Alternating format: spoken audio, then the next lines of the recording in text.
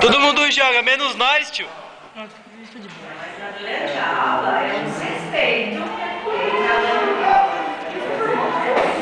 Você é responsável pelo cassino. Primeiro H vai na quinta-feira junto com o primeiro D.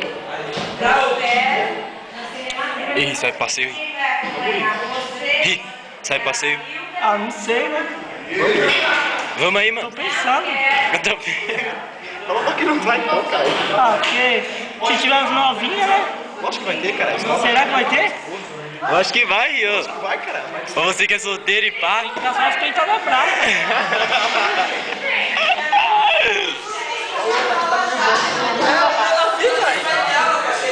Eu vi, cara. Tá entendendo, né, tio?